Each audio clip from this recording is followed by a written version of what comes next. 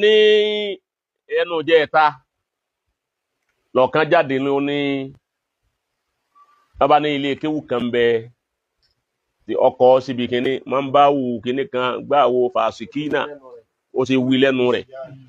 wàlíkíní alkufuri litalimi alkufuri wal isyan. Ok,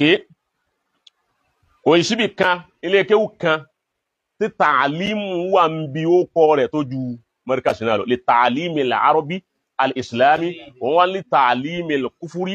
wal isyan. Ok, ẹni wọ́n wá wí bẹ́ẹ̀ ọmọ àdàbíyà ni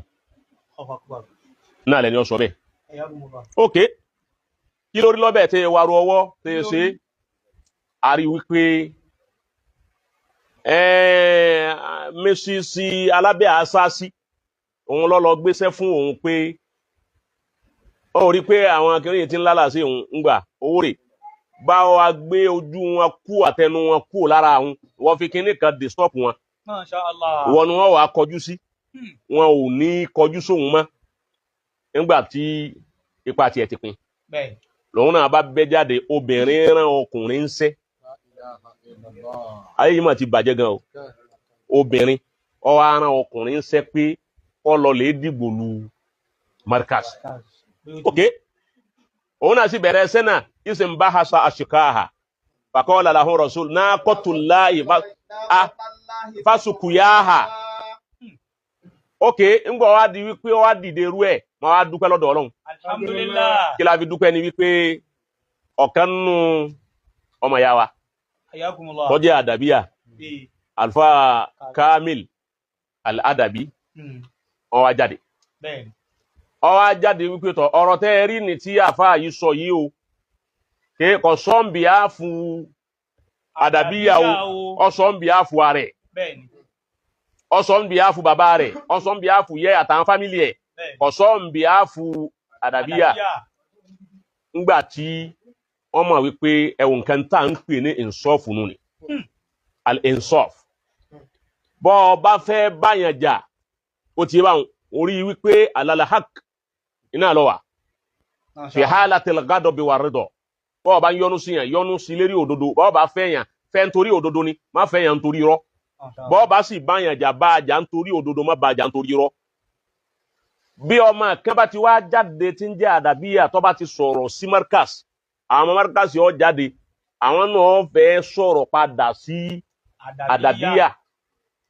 bẹ́ẹ̀ ni kìí ṣe gbogbo ọmọ àdàbíyà tó bá jáde sọ̀rọ̀ sí Markaz ní àdàbíyà rán kìí ṣe wọn Markaz tó bá jáde sọ̀rọ̀ sádàbíyà ní Markaz náà wàlẹ́ àlùkùwà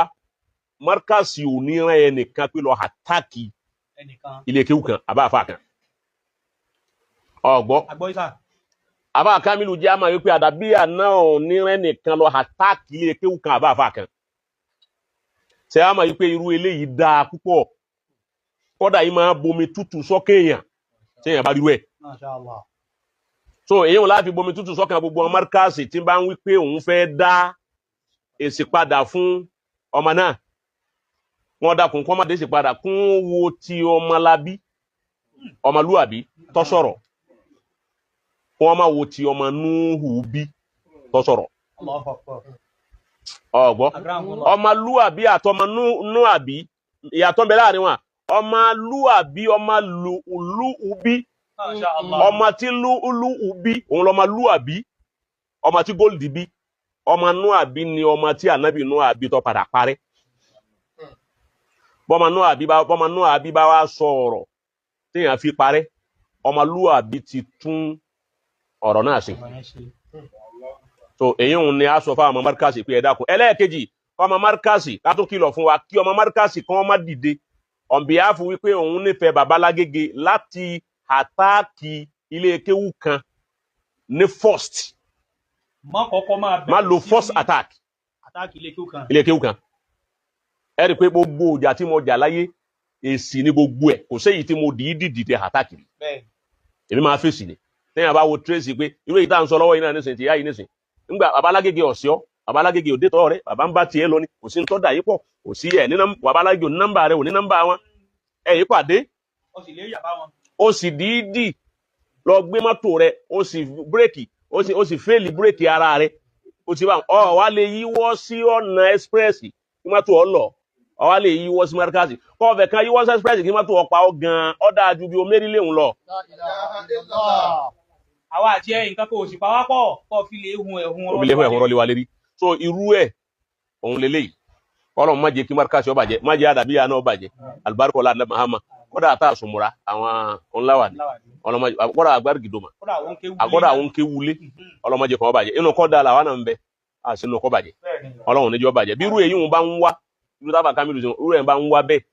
ó ti bá wọn ọmọ dáa púpọ̀ o. àmọ́ lálàáfíà o. Ọlọ́run má jẹ́ ó bàjẹ́.